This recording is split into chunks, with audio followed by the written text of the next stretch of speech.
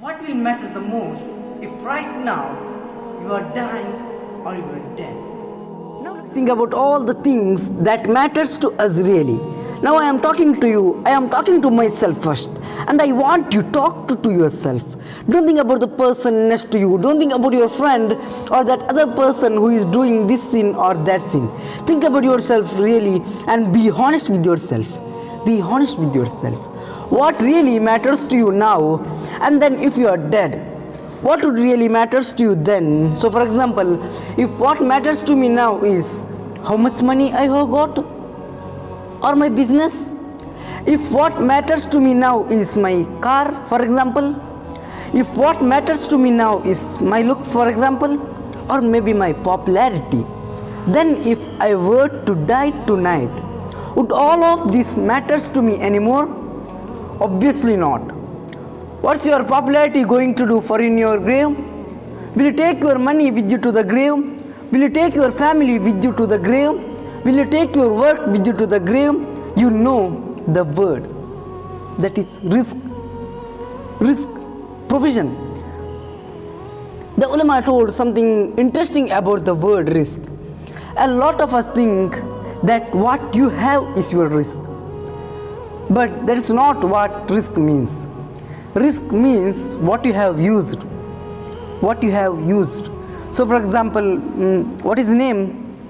Elon Musk, one of the richest men in the world. Let's say he has a house with 300 rooms in it, but he uses his 3 or 4 rooms of that house. Then we say his risk is just the 3 or 4 rooms. All the others not his risk until he uses him. So if you have a lot of money, for example, your risk is what you have used. What you haven't used, it's not even yours. I mean, you might have in it the bank, you might have it invested, but it's not yours until you used it. So when you are in the grave, what's the only thing that really matters? What would you wish to try to change about in your life?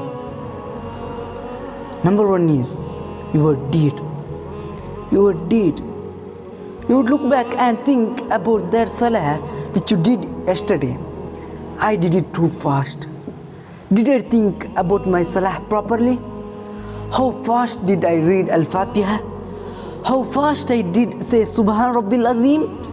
Now compare how fast is our salat these days. What are we thinking about in our salat? My father told me this joke about a man who went to salat in a masjid, and after Imam finished, a group of people said, Ya Imam, we prayed Salah Isha. He said, yes, I know, I was an Imam. Some of them said, we only did 3 rakats. Another group said, no, it was a 4. So then they slipped. Everybody saying, a group saying a 3, another group saying it's a 4. Yeah, Imam, you did it wrong. But they saw this man sitting aside and they asked him, why don't you say anything? Hey man, why are you sitting on the side? Why not saying anything? He looks at them with all coolness and calmness. He said, the Imam prayed right, 4 rakats. So they asked him, how are you so sure about yourself?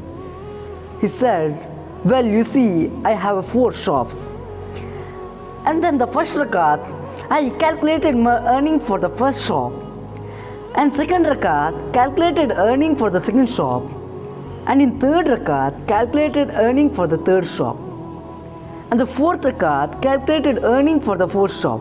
He said, I don't have a 5th shop. So that means we must have done the 4 rakat correctly.